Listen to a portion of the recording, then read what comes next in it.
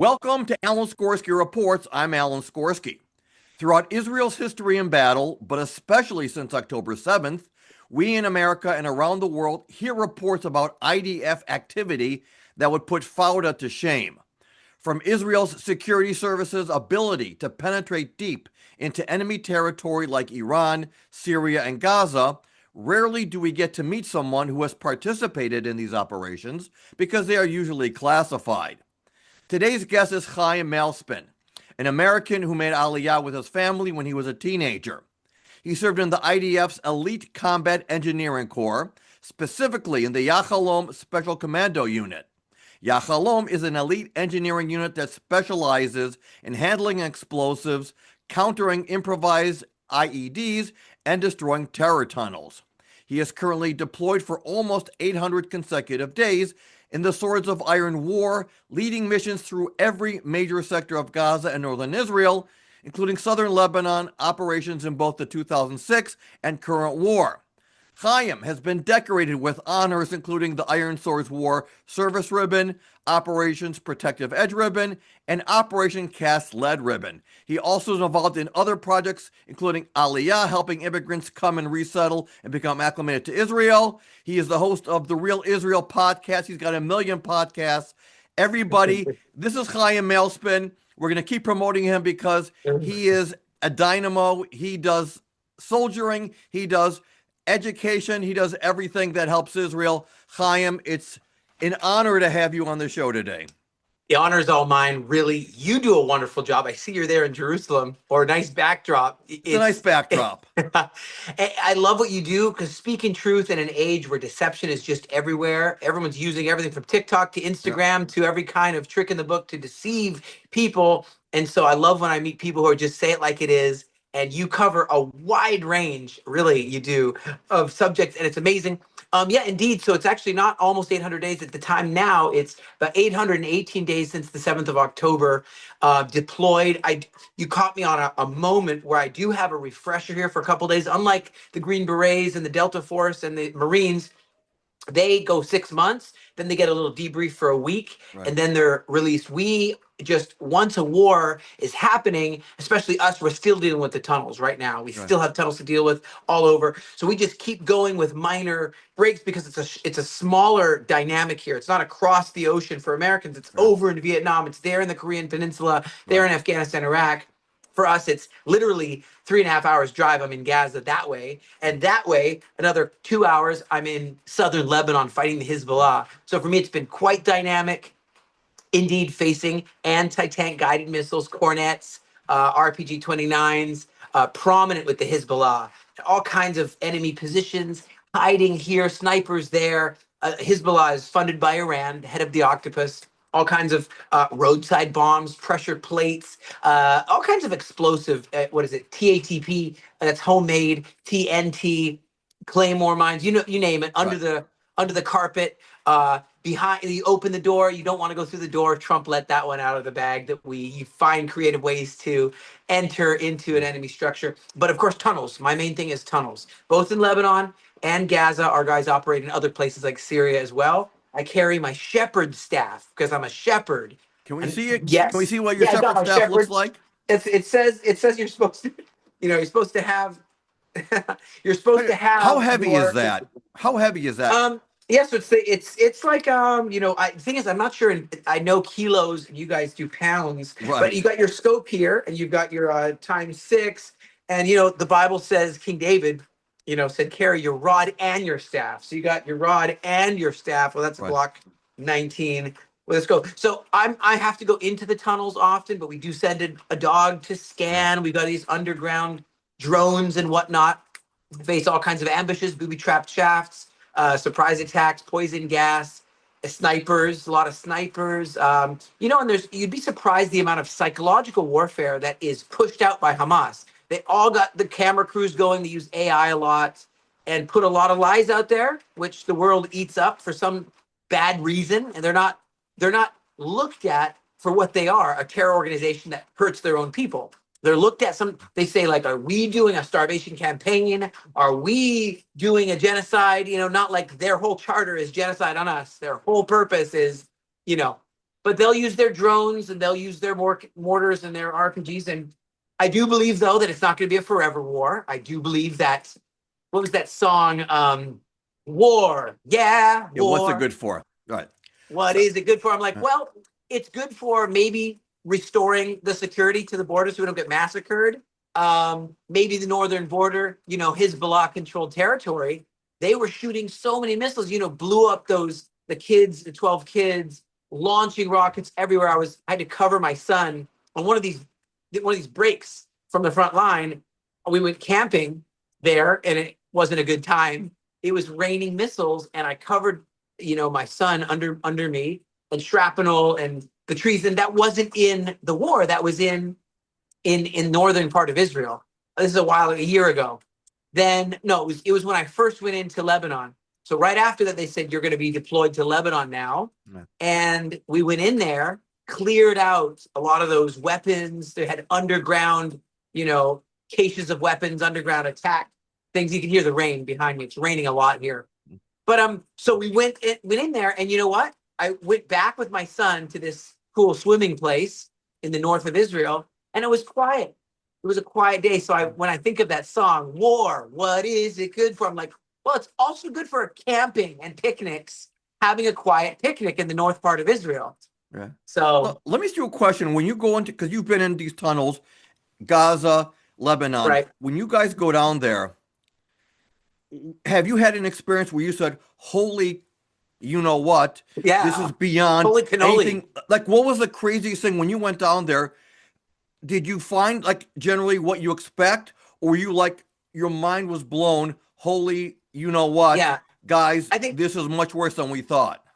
Yeah, I think when you realize that under hospitals, I mean, when you firsthand see something is different than seeing something on YouTube. Even the people watching us right now, are watching something that I'm bringing a true account of what I've seen with my eyes. I'm writing a book about it.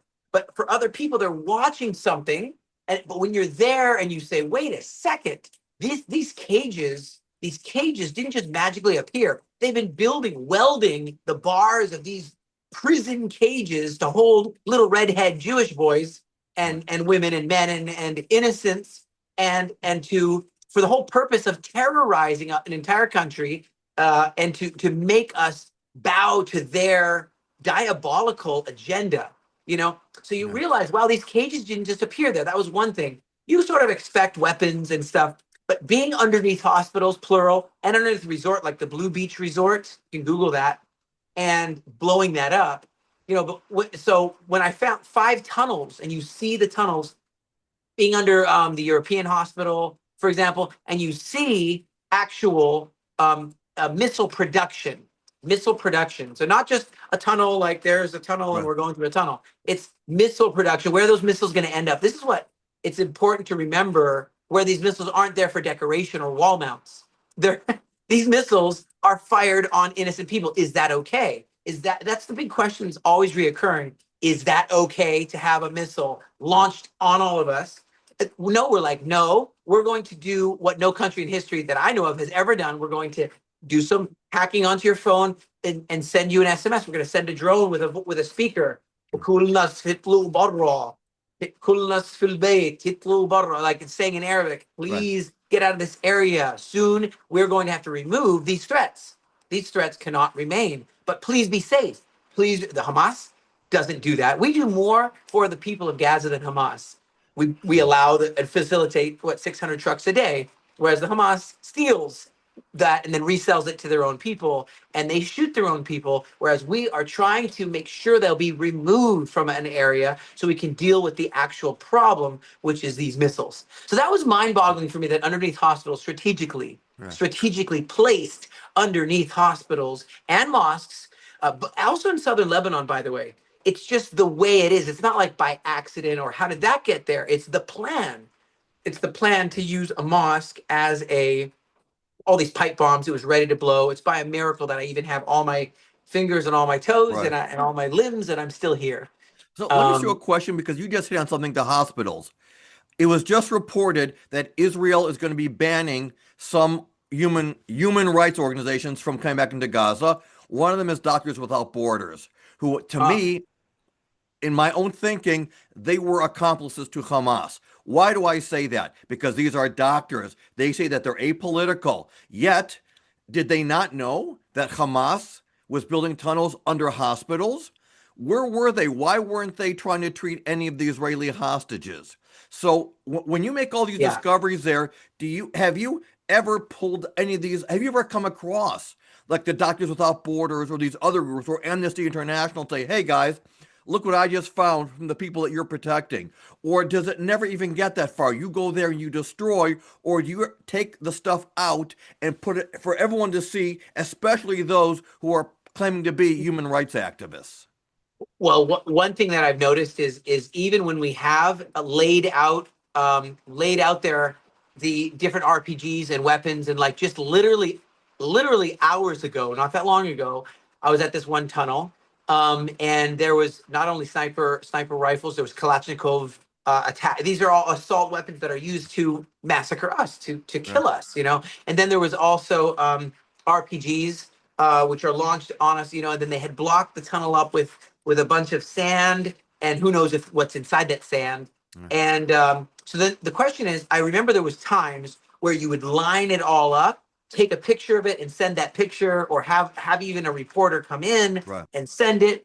But you know what's really funny is I was doing that myself. You can see some of my videos. You can go to AliyahReturnCenter.com, Aliyah Return Center, and look at the YouTube or Facebook. And now I moved it to Chaim Malespin, because that YouTube looks like it's blocked right now for a little bit because of lies and false claims, and they try to block the channel. But what it is that wow, the rain is pretty hard here, I'm noticing. Yeah, but what it is that I would do that, and I got comments of people saying, wow, how lucky you placed evidence there. Like we're gonna go, I mean, the insanity. Like as people give us more credit than, I mean, they give us so much credit, like some of the things people come up with is so far-fetched. Oh, you guys decided to shoot your own self at Bondi Beach, Australia. Correct. You decided to gather everybody around. I mean, stuff that's coming out it's really insane. Right. It's not even worth talking about. And I see it myself, and I just kind of I let it go. Yeah, so there's some point where you're like, yeah. There's some point where we're like, look, if I keep taking pictures of all these things, and I saw them with my own eyes, and the very tunnels themselves, where they come out, they're going to be, are they even going to believe it? Are they going to just say what they said is, yes, there is oftentimes, not all the time, like the one hours ago, we didn't take any pictures of it. I mean, what would be good to do is we have like GoPros of the Army that has all of it, you know, which are official ones stored. There may come a day, maybe this is going to be something I thought of doing myself, line up once you're allowed to freely travel, to line up and say, this place, GPS location, we have GPS, has this amount of tunnels, and coming out of this hospital, the Turkish hospital, the European hospital. This is a lathe here. This lathe is making a missile. Here's a picture of it. You know, do like an expose, a documentary about each and every location. Would they even believe it then? I don't know. It takes a lot of work. And I will say this, is Israel as a country, and I've lived here for the last, again, about me, I made my own immigration from the United States. I was born in the United States, came here at age 15, all 8 of us, bigger family, dad from San Francisco, mom from Toronto, Jewish family. And we moved here. You're allowed to make Aliyah. Aliyah is the immigration to Israel. And I quickly discovered, talking with my neighbors and friends and school friends and university, and I'm working on my master's now, and I've talked to them, and they don't have a perspective like, we need to go and showcase that we are the good guys. It's like, it should be obvious. We're the only democracy in the Middle East. You'd think that's obvious. You'd think that these universities who are reading bin Laden's letter, this is what was the big hype not that long ago, I don't know, a couple before the war, they're reading bin Laden's letter about how the West is evil. And it was like all the rave amongst the students. And the approach is here, they're crazy. They're crazy. Don't worry about it. It'll pass. The dogs only bark as long as the caravan is rolling by. Then they'll bark at a different caravan. That's a theme, a thing we say here in Hebrew. They're just going to bark until the caravan passes. But I think you agree that no, there's a deeper issue here, and it's called people are actually getting deceived. They're not just It's not just as it's nice to say that with hope. It's almost like giving hope one to another. But no, there's some serious work we need to do to make sure that the facts and the evidence and the truth is presented. That's where maybe it's because I was born in America. I feel like I owe it to America and the world to show them, yes, duh, of course we're the good guys. These are actual straight up terrorists. Are you actually pro a terrorist? What if they came to America? What do you think they do? Just they would murder and kill you. Well, they're and here right now. They're here right now. That's right. But it's interesting what you just said, because a few weeks ago, I interviewed Erin Mullen from Australia. And she Okay. said, we spoke about Israel's PR. And she said, if after October 7th, Israel needs a PR, then the problem isn't with Israel. So here is the thing. It's Right. very simple. Good point. There are 15 million Jews in the world. At least half of us, I'm going to say it, at least half of us suck. Okay. There are 2 billion Muslims in the world. And I will Right. say that at least 50% are of the Islamist jihadist ideology. So it Uh-huh. means that we're looking at close to 1 billion versus 7.5 million. So we are outnumbered. And the Yeah. level of their gutterance is unparalleled. And here's what frustrates the hell out of me. They accuse, right now, there's a billboard in New York against a congressman named Richie Torres. Okay. He's black, gay, from Harlem, very, very pro-Israel. And the billboards are accusing him of profiting off of dead Palestinian children. And what do Jews do? Our billboards are end Jew hatred. I'm like, Right. Seriously? Could you imagine the IDF going into Gaza with little squirt guns, or going out with little shalach manas and saying, come on, be nice? We don't fight with the ferocity that is needed. And Right. we have our friends in the Christian Zionist movement. Yeah. They say, again, God bless them. Right. They're And nice, and they have not. Go ahead. I'm sorry. it's totally true. Is that when I was in southern Lebanon, I've been in and out for a long, long time here. Again, 818 days, I believe it is today. 18, by the way. Hi, my name Chaim. There you go. So Right. that's great. But 8 new beginnings, right? In the Gemara, new beginnings. It's a new year. Happy New Year, Gregorian year. Maybe not the Jewish New Year, Right. but to the people that maybe not Jewish watching. But I was in southern Lebanon, and I was inside the Hezbollah encampments. We literally, our guys triggered earthquake sensors throughout the entire north part of Israel, blowing up one of their cities, underground cities, or let's call them military compounds. Compounds is a better word, underground. And so I was in there, and I remember myself, quote unquote, almost begging for some thermal drones. I'm just like, guys, when you have a thermal drone, you're in the night, you can see heat imprints. It's pretty good. Right. You can fly through there. You can protect a lot of lives. And please, Western world, we're here, the outpost of democracy. Kennedy called us the child of hope, the shield of democracy. All right, Israel. We gotta keep the West safe from a wave of jihadism. And there aren't many checks and balances of how one goes from this point to that point, non-violent to violent. There's not too many checks and balances. People aren't aware that that's pretty easy. Pretty quick jump oftentimes. And so I'm there, and I start looking at their equipment, their explosives. It's not just homemade pipe bombs. I mean, Hamas has great equipment too, but I just felt like it was a whole nother level of wealth and all that. And I started to say, yeah, so Iran funds them. Okay. I know they have the drug trade. They use airports around the world, especially airports, and they opioids. They don't drink alcohol there in that world, and they only do drugs. It's a big operation, but then again, a lot of it goes to America, by the way, too, not just to Middle East. A lot of it goes to America and Canada and the West.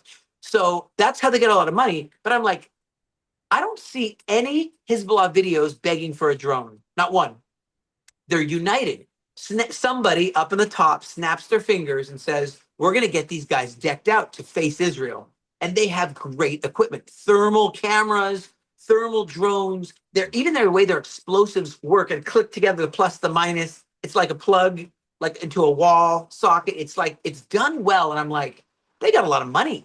They got a lot of, and here's the thing. You said it. They're united. They're very united. Some people might not fully agree, but they're not going to disagree. So they'll put monies towards destroying Israel. Well, as Iran says, death to America, death to Israel. And the little Satan, the big Satan. So I was like, man, we're like more like corporations. Some people like McDonald's, some people like Wendy's, Denny's, Starbucks, whatever for American audiences. Here, like shawarma, falafel, schnitzel, and so I realized we're not united. It's just about whatever corporation is the biggest at the time. Maybe it pulls a big amount to it, but it's not united. We need to get to a place in our brains where we say, you know what? Even if I'm not going to be the biggest, I'm willing to help somebody else so we can be united. That is a moment that is not very Western, but it's where we need to go.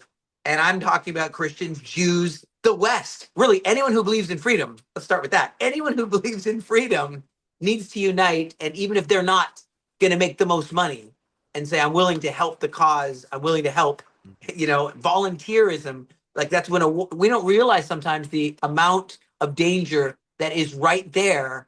Like that, you could lose entire states, So I've found that, and I realized, we've got to be able to, recognize. Oh, sorry. Oh, there we go. Did it flip? Got to be able to recognize. There we go.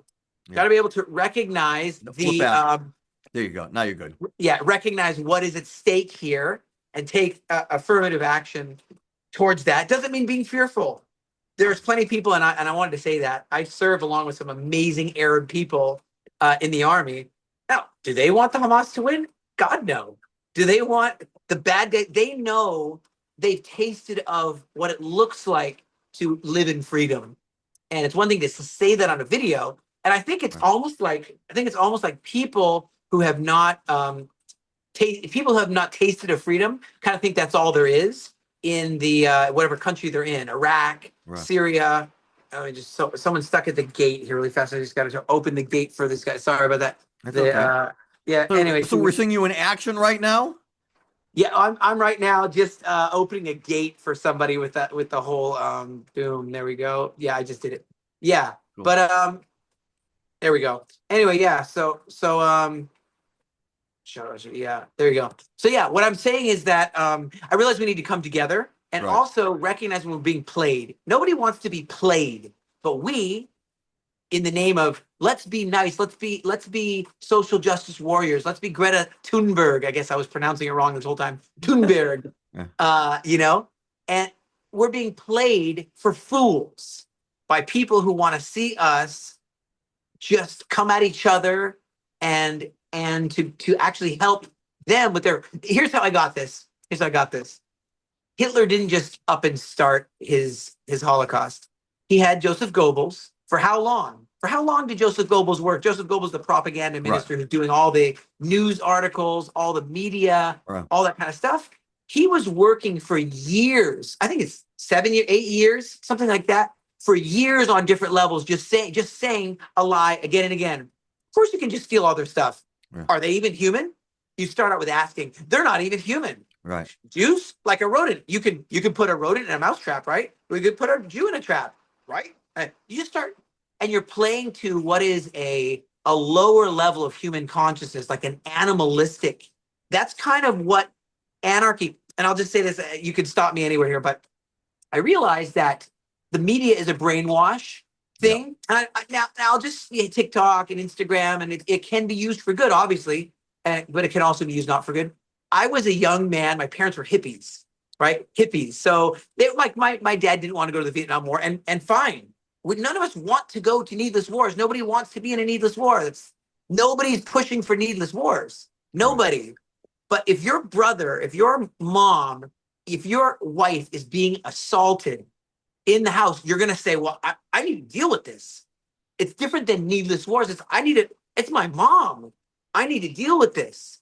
They're being massacred. I need to fix this. So in the Vietnam War, my mom would put a flower in the barrel of the gun, like right in the front of the gun right there. Right. Stick a flower inside there and be like, hey, we don't need to, okay. And so they're like, we're going to raise Aquarius. Maybe you remember some of these times, I remember the music. Atlantis. Yeah. World peace, free love, just do some LSD and relax and whatever. Didn't work out so good. It seems like for California, just the children of that and how, anyway. But the important thing is my dad was like, I don't want to be in that. I'm going to run away from being drafted to any of that stuff. And why would I want to do that? To be Rambo? And I never wanted to be in any kind of soldier. I don't want to be a soldier. No Jewish person I know of wants to be a soldier. They want to relax, have Shabbat, try the new wine that's coming out of the Golan Heights, the miraculous wine in Judea and Samaria, just like promised by Jeremiah, chapter 31. And you look at all this stuff and you're like, man, I want to do that. I don't want to be in the army. Okay. Then you're listening to music. I'm just getting somewhere with this. You're listening to music and you're hearing songs like, what is it good for? Absolute war. Yeah, war. That's a catchy song. What is it good for? You're like, nothing. Okay. And what is your face? And their bombs and their guns in your head. Zombie, zombie, the Cranberries. Right. It's a song about like you're kind of being fed like who's the bad guys? Anyone that is an army or anyone who's a government of any kind. Okay, what is the message we're getting here? Then you go to the right side of the spectrum, the right side, and you've got, I don't know, Rage Against the Machine. Right. And their guns and they're all talking about Rage Against the Machine. Who's the machine here? What exactly are we calling for? Are we calling for anarchy? Or just tear it, burn it all down, burn the world down? Are we calling for a revolution?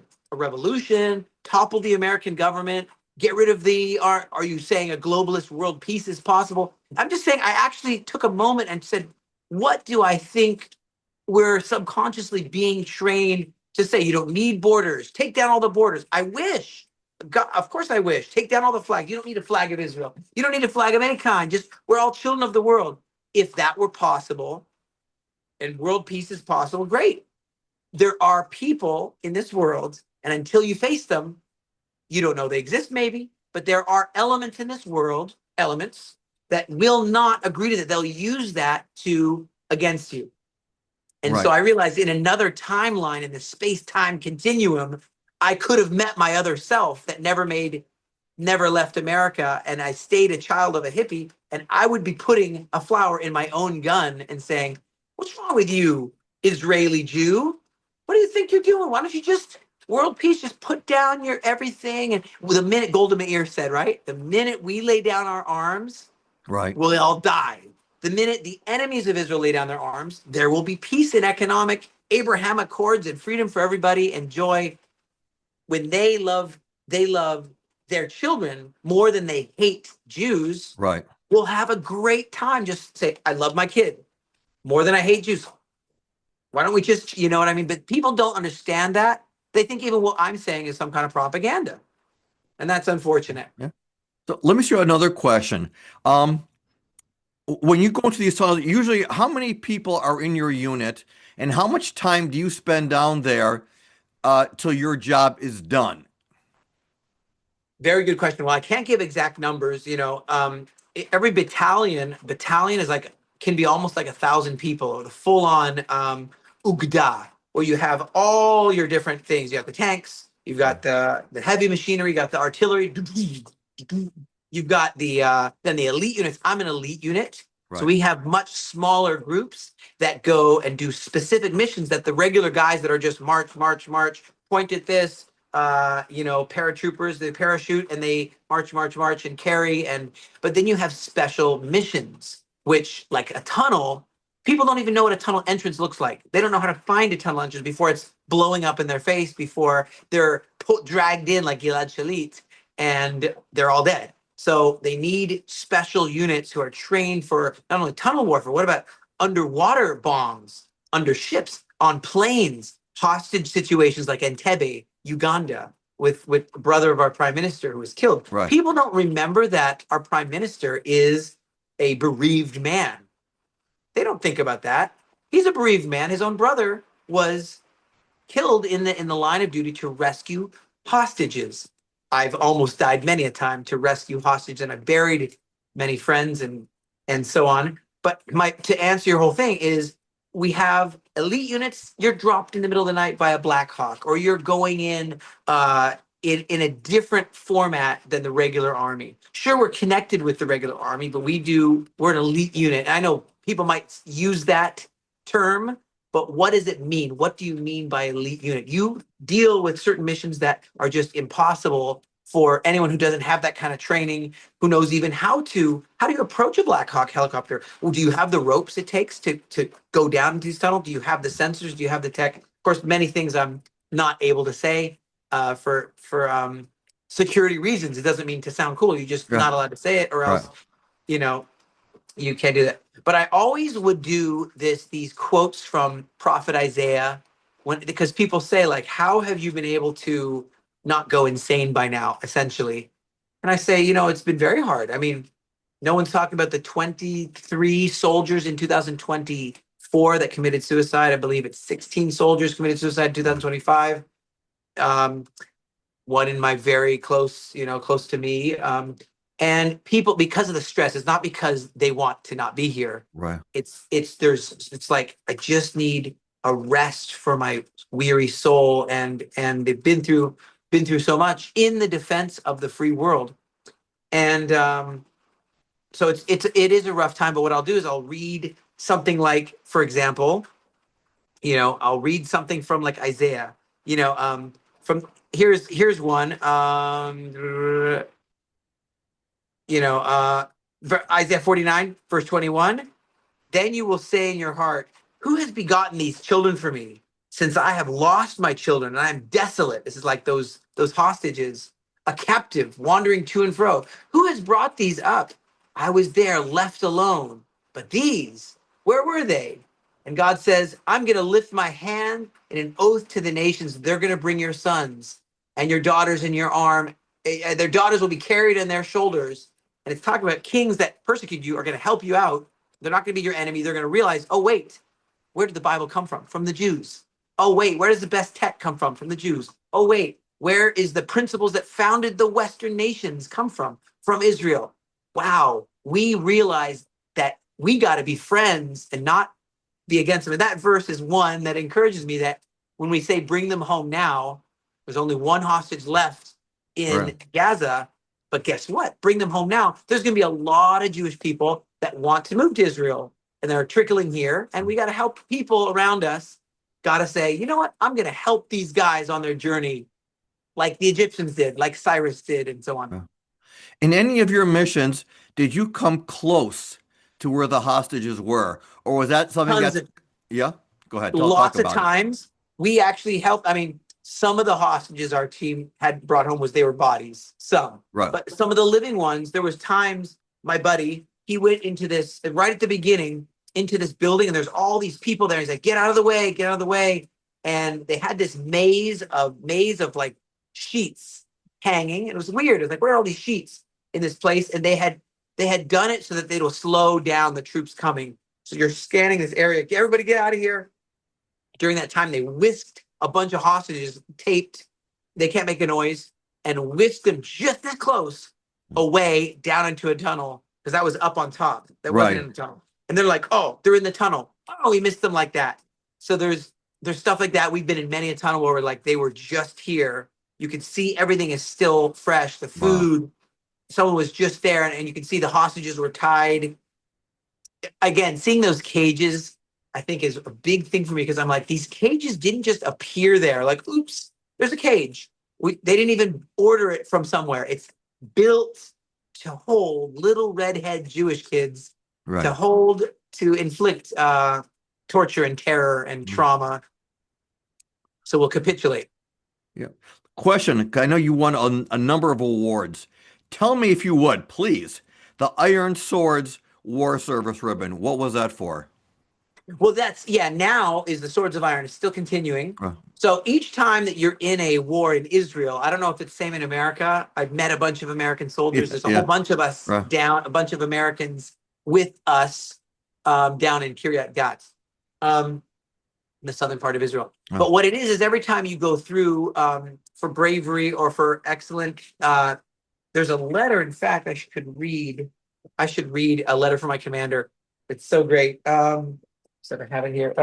It's not right here, but point is, and I'll just show you a little bit of what it looks like. Just here, I have a little funny. I have like a picture book of our unit.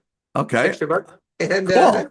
So Yeah. back in the day, just so you know who we are as an elite unit, back in the day, it was just a bunch of guys with sandals and trying to in the war of 6 Day War.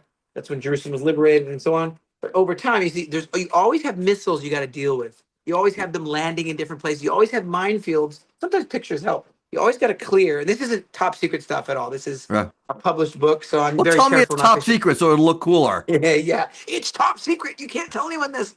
But so over time, whether it's on water, Right. whether it's in wherever it is, it started to grow. And the ways to find and deal with and go into these tunnels, you see, these are missiles over at our. There's Right. all different kinds because you have different ones from different neighbors. Right. Whenever my wife says, "Where are you going now?" I said, "I'm just gonna go ask the neighbors to keep it down.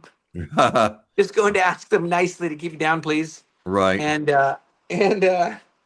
but so over time, we've kind of grown to be better tech and better, really the top of the world. In fact, I'm wondering if Trump doesn't want to hire me and my team to make sure under the Trump fence that you don't have a Right. freeway interstate underneath your feet with cartel members just going, just going for it. Right. And so this is like the Iranian missiles. So you see how they were in the Sea of Galilee. I mean, these things are, they're threatening us right now with Yeah. with a lot worse.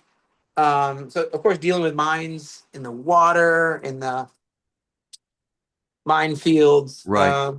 So yeah. So in short, the robots. I mean, this isn't something that's secret knowledge. Right.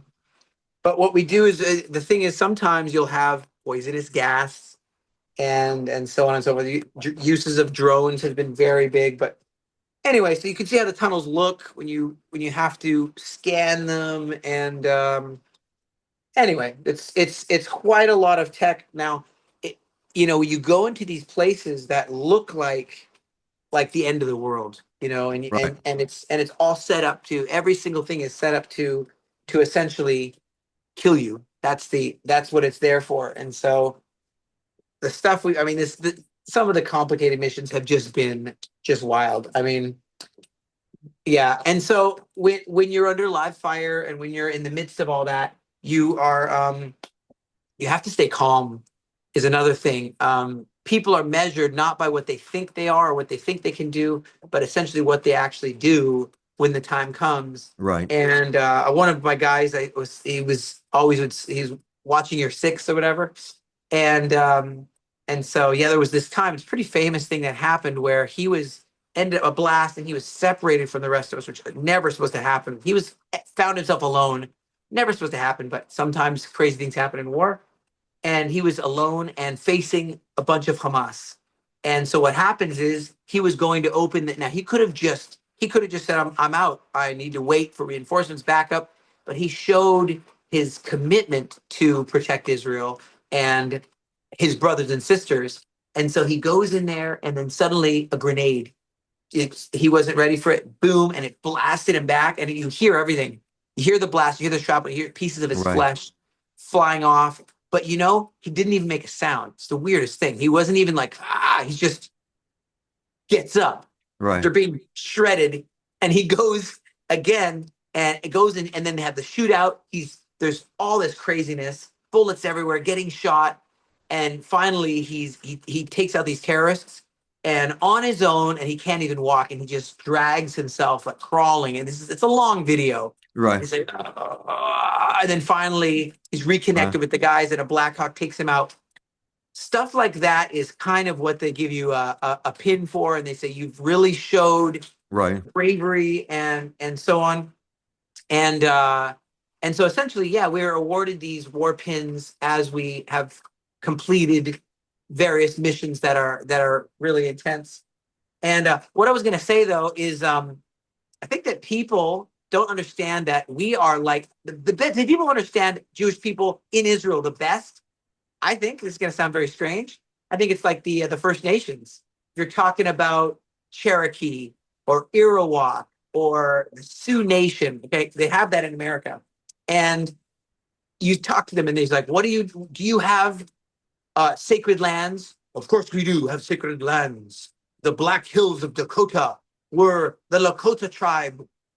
I said, well, we have sacred lands called Jerusalem. Oh, good. We understand. And Okay. what if some of your tribesmen were taken captive? Oh, the war chief calls us together. War chief say, go Yeah. rescue your tribe. These are your brothers, your sisters, your sons, your daughters. I'm like, are they your actual sons though? No one's gonna say that, you know. Are they Right. your actual kid? No, of course it's not my actual kid. It's my tribe, Right. my people. Now, when you die, what are you gonna? I want my burial traditions. We shoot the flaming arrows into the sky or whatever. I don't know exactly what they are. We have our burial traditions. Look at the Bible. Look at Joseph. Bury me with my father. Don't leave me in Egypt. Take my bones with you Right. on that whole freaking long journey of our ancestry, and go into Palestine where you're not allowed to go because you're illegally occupying, and into a place where you should never go. No, no, no. He says, go into Israel. That's where his bones are, in Judea and Samaria. Some call that the West Bank. So, but why did he do that? We have our traditions as people, you know, weddings. You hold up the chuppah. I was married in a chuppah, Right. you know, over a stone's throw from Ramallah out there, Judea and Samaria at a winery. Hmm. And so I'm just saying we got those traditions, and it's hard for people who grew up in a big metropolis or a big nation to understand commitment to your fellow tribesmen. For us, the holy men, they wear black hats, black hats, and whether or not we are Orthodox Jew or not, but we look at them, we're like, yeah, that's one of our holy men. Right. But I mean, it's just kind of the way for them, it looks like a big chief headdress. That's Ayal Zamir, our war chief. You know, so they get us more, I think, than the average metropolis dwelling American. Right. Good. So Chaim, we're running out of time, but again, you've done so much, and I want people to follow you. So you've got your own website, Chaim Malespin. You're also the host of the Real Israel podcast, and you're also the founder of Aliyah Return Center, and you help people make Aliyah. You help them get acclimated. You work with other organizations. So you work 25 hours a day, almost 8 days a week. yeah. And isn't God bless all the work you do. I mean, again, even here now, all the energy that you've got on the show, I could let record go on for hours, and you'll still have all that Yeah. energy going. So God bless you. Yeah, I hate to say it, but I do think that the aliyah of the Jewish people is just going to increase over time, as people are like, I feel like I should have a citizenship over there if I can. Right. And I just want to take away the dark cloud. There's a bit of a dark cloud over when I'm moving to the Middle East. Well, I have to serve in the army. Will my kid have to serve in the army? How am I going to get a job there? So there's a dark cloud, a lot of question marks floating around. And if I can do my part, government does a lot too, but there's always ways to help. And I want to be the number one. I'm gearing up to be the number one Aliyah helping organization, Aliyah Return Center, ALIYAH, returncenter.com. And to be able to, I'll raise money from anybody. It doesn't have to be just Jewish people. I'll raise it from Christians, evangelical Christians. They want to support. In fact, that verse I just read literally is actually not to Jewish people. The one I read was like, hey, Isaiah 49, verse 22, which says, I'll raise up my hand to the nations, the goyim, and they will carry your sons in your arms, your daughters on their shoulders. So it's like, hey, have you read that? They probably haven't, but they should. And it's for them. And so I want to do that. And I hope people will go to chaimmalespin.com and see how we can work together and make Wonderful peace in the world. Yes, of course. God.